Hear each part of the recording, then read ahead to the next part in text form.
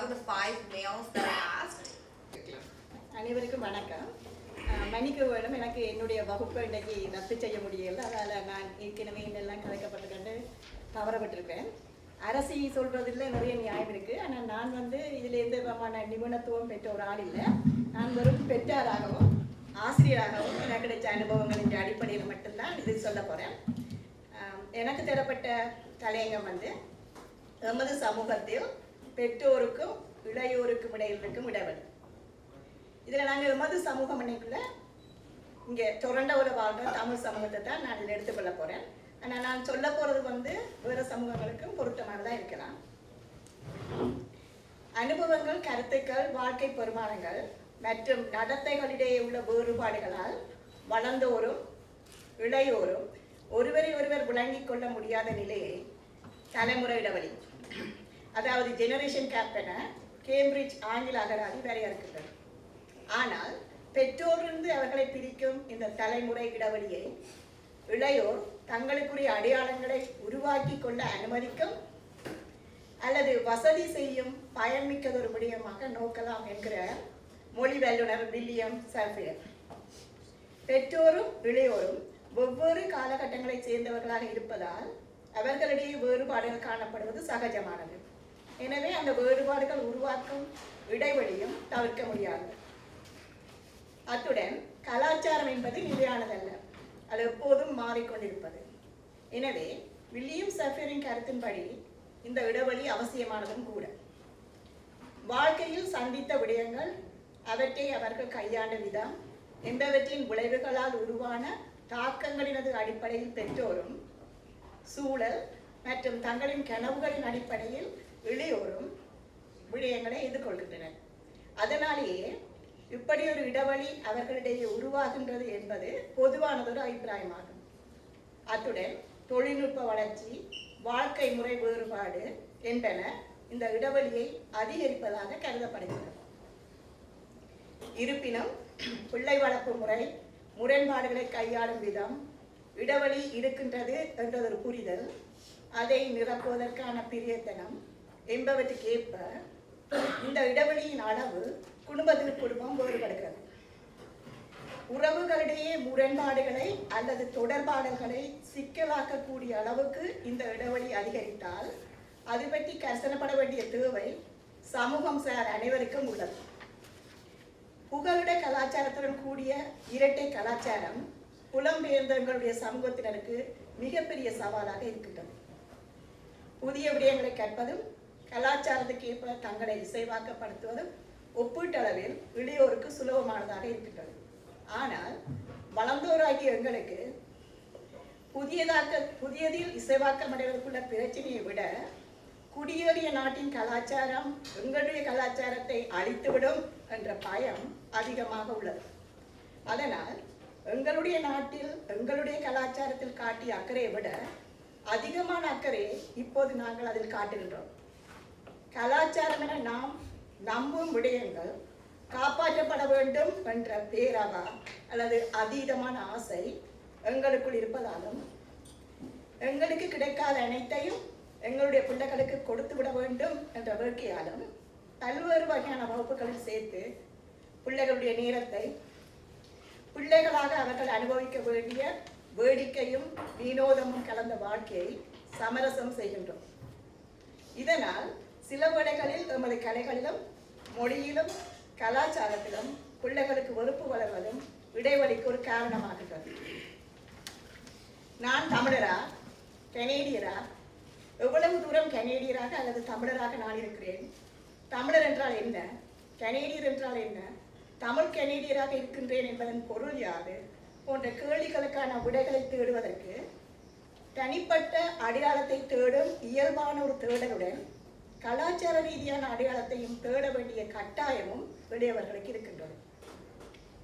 இப்படியான ஒரு சூழலில் எங்களுடைய கலாச்சார பெருமானங்கள் என நாம் போற்றும் பெரியோரை கனம் பண்ணல், பெற்றோருக்கு கீழ்ப்படிதல், தமிழராக மட்டும் வாழல் போன்றனவும் தண்டனை மூலமே நல்வழிப்படுத்தலாம் என்ற நம்பிக்கை, பாலின சுதந்திரத்தை ஏற்றுக்கொள்ள முடியாமல் இனம் மாறி திருமணம் செய்வதற்கு எதிர்ப்பு போன்றவையும் முக்கியமானதொரு பங்கை வகிக்கின்றன.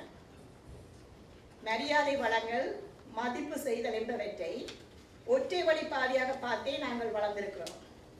பெரியோரை கனம் பண்ணல் என்ற எங்களுடைய கலாச்சாரம் சமமான மதிப்பை எதிர்பார்க்கும் இந்த கலாச்சாரத்துக்கு வேறுபட்டது. பிள்ளையின் உயரத்துக்கு தாமும் பதிந்து அவரின் கருத்தை கேட்டு அதற்கு மென்மையான குரலில் பதிலளிக்கும் ஆசிரிய சமூகத்துடன் ஒரு நாளின் நீண்ட நேரத்தை செலவிடும் பிள்ளைக்கு எங்களின் கனதியான குரலும் கண்டிப்பான பார்வையும் எங்களிடமிருந்து தூர போகச் செய்யும் ஒரு இடைவெளியை தோற்றுவிப்பதில் வியப்பேதும் இல்லை. அதே போல கீழ்ப்படிதல் என்ற சொல்லுக்கு எங்களுடைய கலாச்சாரத்தில் இருக்கும் பொருள் வேறு, இங்கு வழங்கப்படும் பொருள் வேறு. உதாரணத்துக்கு முடிசூடுவது, கானகம் போவது ஆகிய ரெண்டையும் சமமாக கருதி ஏன் என்ன என எந்த கேள்வியும் கேட்காது கீழ்ப்பணிந்த ராமனிடமிருந்து எங்களுடைய பிள்ளைகள் கற்பதற்கு நிறைய உள்ளன என்பதே எமது சித்தாந்தம். ஆனால் கேள்வி கேட்டு பழகு, ஏன் என்ன என ஆராய் என பாடசாலையில் பழக்கப்படும் இளையோரின் கீழ்ப்படிதலுக்கான வரையறை இதுவல்ல. விதிமுறைகளுக்கும் நியாயமான எதிர்பார்ப்புகளுக்கும் மட்டுமே அவர்கள் கீழ்ப்படிய தயாராக இருக்கின்றனர். மேலும் இலங்கையில் நாம் வாழ்ந்தபோது சிங்களவர் என்றால் எதிரிகள் என்ற நினைப்பே எங்களின் பெரும்பான்மையோருக்கு இருந்ததால் அவர்களுடன் நாம் நட்பு பாராட்டும் தன்மையோ அவர்களில் எங்களுக்கு காதல் நகரும் சாத்தியமோ மிகவும் குறைவாக இருந்தது. ஆனால் இங்கு சமத்துவத்தை கற்கும், சமத்துவமாக பழகும் எங்களுடைய பிள்ளைகளுக்கு அனைவருமே சமமானவர்கள். எனவே ஒவ்வொரு இனத்தவர்களுடன் நண்பர்களாக இருப்பதோ காதலர்களாக இருப்பதோ அவர்களுக்கு இயல்பானது.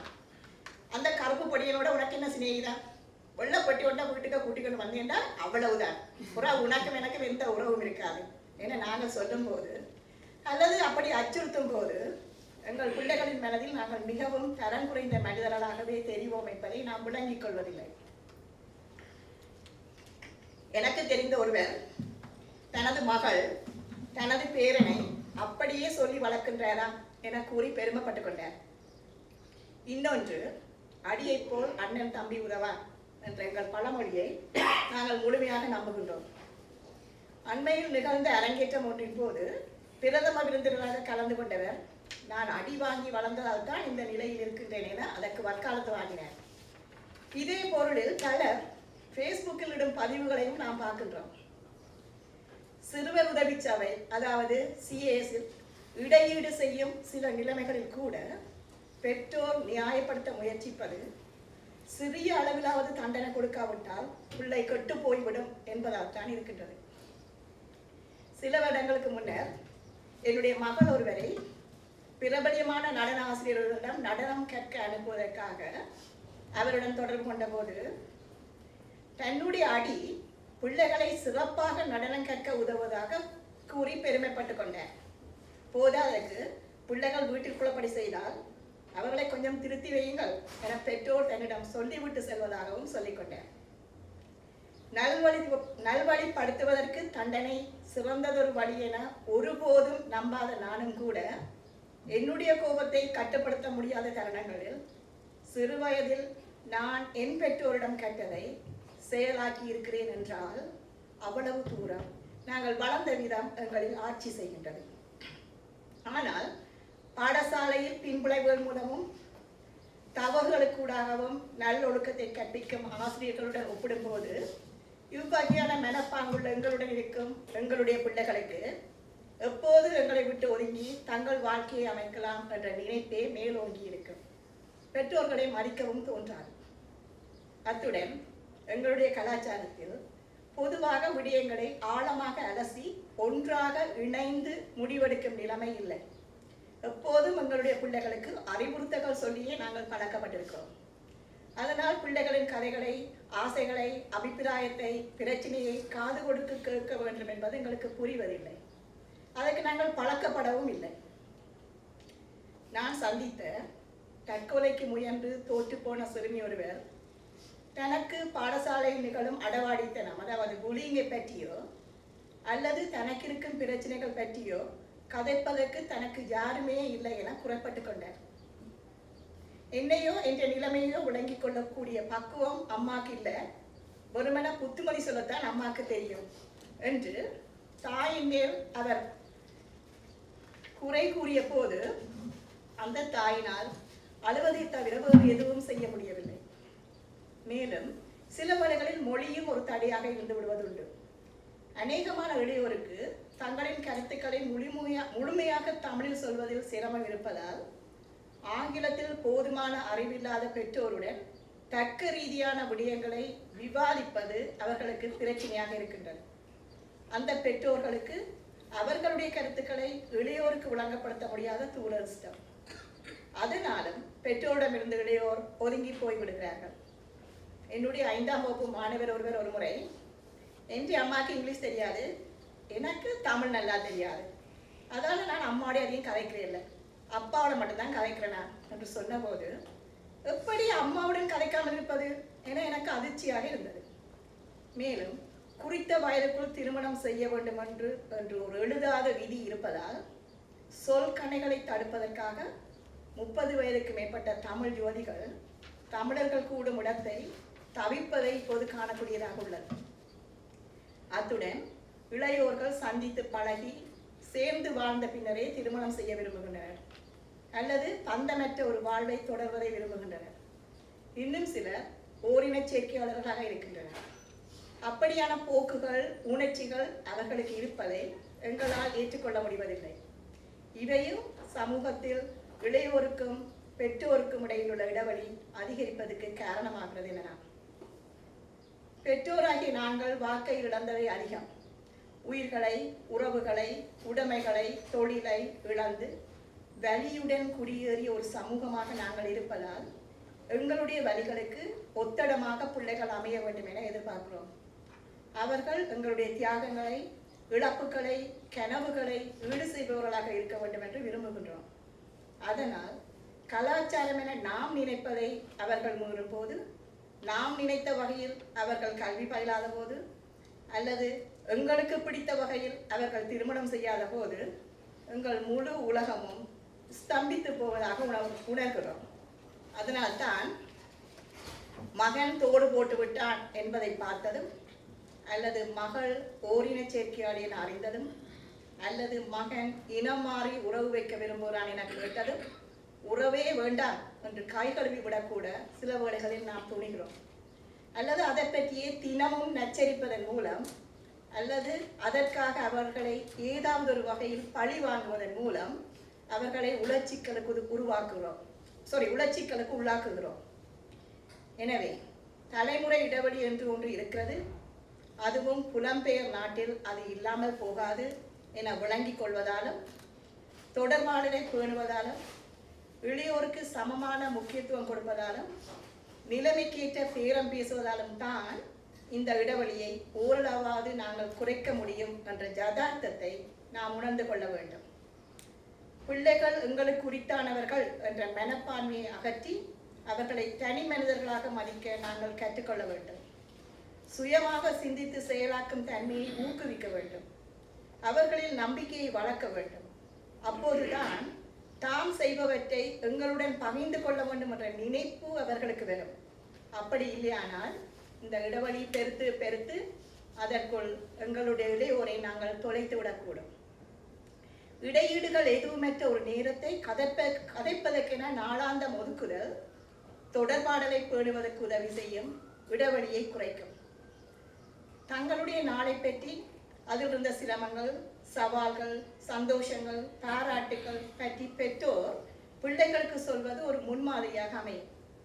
பொதுவாக சாப்பாட்டு மேசையில் எல்லோரும் இருக்கும்போது கலைப்பது நல்லதென்றார். ஆனால் எனக்கு சாப்பாட்டு மேசையில் கலந்துரையாடுவது சரி வருவதில்லை. பிள்ளைகள் சிறு பிள்ளைகளாக இருக்கும்போது கதை புத்தகம் வாசித்து விட்டு படுக்கையில் கதைப்போம். கொஞ்சம் வளர்ந்ததும் அது குட்நாய் நேரமானது. அந்த பழக்கம் இப்பவும் எங்களுக்கு உள்ளது. சந்திக்கும் போது எல்லோரும் கட்டிலிருந்து ஒன்றாக கலந்துரையாடுவது எங்கள் அனைவருக்கும் பிடித்த ஒரு விடயமாகும். சுஜாதாவுக்கு சொல்வதாக பாவனை செய்தபடி தினமும் நடந்தவற்றை தலையணைக்கு சிவாஜி சொல்வது அந்தமான் காதலி திரைப்படம் பார்த்தவர்களுக்கு ஞாபகம் இருக்கும். ஒவ்வொருவரும் தங்களுக்கு சௌகரியமான நேரத்தை இப்படி கலந்துரை ஆடுவதற்காக தெரிவு செய்யலாம். ஒரு பழக்கத்தை பழக்கிவிட்டால் அல்லது பழகிவிட்டால் அது தானாகவே ஒட்டிக்கொள்ளும். அல்லது நாங்கள் தனித்தனி தீவுகளாகத்தான் இருப்போம். தற்போது குடும்பமாக காரில் போகும்போது கூட தொழில்நுட்பமே செல்வாக்கு செலுத்துவதை நாங்கள் பார்க்கின்றோம். பிள்ளைகள் ஏதாவது திரையில் பார்ப்பார்கள் அல்லது கேட்பார்கள் அல்லது வானொலி போடப்பட்டிருக்கும். அப்படி இல்லாமல் இருந்தால் முகம் பார்த்து பேசுவதற்கு கஷ்டமான விடயமாக, கொஞ்சம் சீரியஸான விடயமாக இருந்தால் காரில் போகும்போது அதை பற்றி கதைப்பது பிள்ளைகளுக்கு உதவி செய்யலாம். எங்கட காருக்குள்ள 680 நியூஸ் இடையில் வந்தாலும் பெருமை அன்றி மற்றும்படி எங்கள் குரல்களுக்கு மட்டும்தான் அதற்குள் வளமையில் ஒலிக்கும் என்று சொன்னார் ஒரு சிநேகிதர். அதே போல எங்களுக்கு வசதியான ஒன்றை பழக்கத்தில் கொண்டு வந்தால் அதன் பயன்களை நாங்கள் பார்க்கக்கூடியதாக இருக்கும். பிள்ளைகளின் நடத்தை சவால்கள் எதையாவதை கையாள வேண்டியிருப்பின், சிறிய பிள்ளைகளாயின் அது சம்பந்தமாக கதை புத்தகத்தில் வரும் பாத்திரங்கள் சம்பவங்கள் பற்றி கதைக்கலாம். சற்று வளர்ந்தவர்களாயின் செய்திகள் அல்லது இணையத்தில் இருக்கும் கட்டுரைகள் ஊடாக பேசலாம். அப்படி பழகினால் ஏதாவது பிரச்சனை வரும்போது அம்மாவிடம் ஆலோசனை கேட்கலாம், அப்பாவுக்கு சொல்லி ஆறுதல் அடையலாம் என்ற நினைப்பு பிள்ளைகளுக்கு வரும். இல்லையானால் குடும்பமாக கவுன்சிலிங்குக்கு போவதும் பயன் தரலாம். பிள்ளைகள் தங்களுடைய அறைக்கு எந்த நேரம் கம்ப்யூட்டர்ல தான் இருப்பினும் கீழே வாரதே அருமை. மனுஷன் நெடுக்க போனில் இருப்பார், அல்லாட்டி வழியில போயிடுவார். நான் சும்மா டிவியை பார்த்து விட்டு பழக்க வேண்டியதுதான் என்று அடுத்து கொண்டார் ஒரு தோழி. இப்படியாக ஒரே வீட்டில் இருப்பவர்களிடையே கூட தொடர்பாடலற்ற வெறுமை காணப்பட்டால் இடைவெளி வரத்தான் செய்யும். அதை மேவ நாம் தான் முயற்சிக்க வேண்டும். நாங்கள் எவருமே முழுமையான மனிதர்கள் இல்லை.